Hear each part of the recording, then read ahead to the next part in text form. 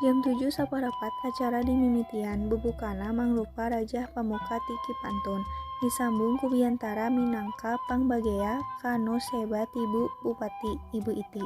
Masyarakat Baduy diwakilan ku Jaro Tanggungan 12, Ayah Musyrik jeung Jaro Pamarentah.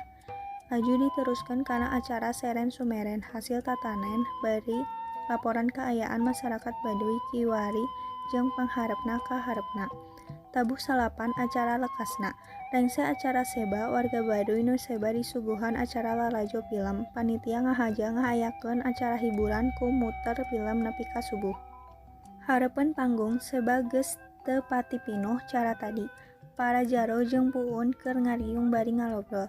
Memeh aub dina riungan kuring motoan heula. Nu katempona rada nyelse teh Ayah Musyrik. Kuring ge dek diuk ka hareupin Ayah Musyrik lajo ngosongkeun leungeun ngadon sasalaman.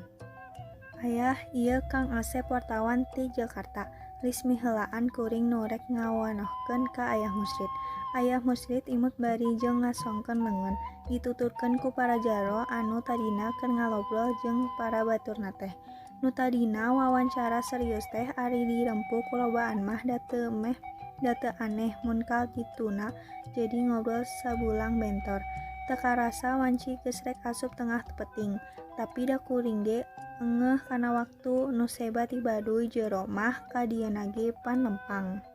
Sabada amitan ka para pinisepuh Baduy kuring kaluar tina riungan di pendopo Maltatuli. Katempona mah loba oge nu geus patinggolepak sasare kitu bae dina ubin. Sigana Lis jeung kaluargana oge miluan amitan ngahaja nu kuring didagoan bari lempang arante. Dadang salakina jeung barudakna nuturkeun tukanganana. Kang abdi mah bade teras wangsul ka Bandung cenah. Oh manawi teh bade sakanten ngiring seba di ka gubernur enjing. Naha kunaon geuning cakeng teh rada hanjelu oge.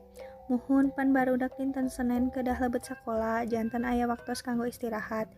Mun seuk ngagugu ka hayang mah masih keneh hayang terus nuluykeun ngobrol teh tapi da teu bisa majar kumaha.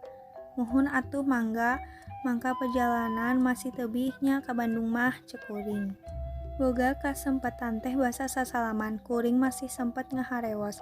Lis sumpahna ge ayeuna mah pangling asa beki geulis wae.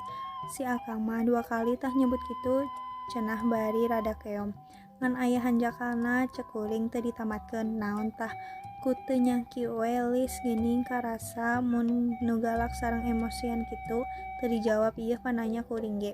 Di luar hujan teu pati gede, cukup keur masehan jalan komplek. Ukur dibaturan ku cikopi jeung roti tawar. Kagagas deui waktuna harita dina suasana nu teu bati beda gerimis. Enya basa munggaran panggih jeung Lis meh satuan ka larung di buruan gedong DPR. Harita teh poe Kemis Januari 2015. Wanci ngagayuh ka beurang langit Jakarta ceudem dituturkeun ku gerimis. Letik nu teu burung masehan jalan. Mun teh mah lain tugas asa mending keneh ngopi di tempat gawe. Nya ka ngaranan tugas teh atuh teu bisa nolak.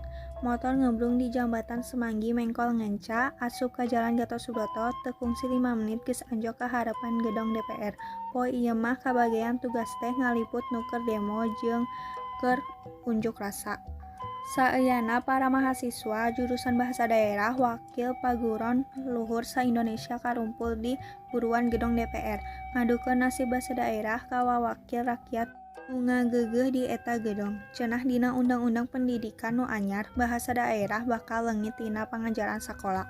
Sabada makirkeun motor laju asup kana riungan wawakil ti Paguron nu aya di Tatar Sunda. Buktina mah geuning lain mahasiswa wungkul nu demo teh loba nonoman Sunda, sastrawan jeung budayawan nu milu aub. Mana kitu ge ieu undang-undang teh bakal loba pangaruhna kana ngamumule jeung pamekaran basa Indung. Aya dina riungan nu demo teh keur kuring sorangan mah asa reunian. Horeng paserta demo nu di Tatar Sunda mah loba babaturan keur jaman sakola. Keur anteng ngobrol ngacapkeun ka sono dipuseur kagiatan aya nu biantara. Eusi biantarana mah nyaeta teu jauh ti pamenta sangkan eta pasal tina undang-undang anyar nu rek ngaleungitkeun basa daerah teh dipikeun. Dan sabiantara disambung ku ngagalantangkeun maca puisi alus nu Katewak teh puisina nyaritakeun kahariwang anak bangsa bakal leungiteun budaya jeung budi pekertina sabab basa indung sorangan ge wani diperdaya.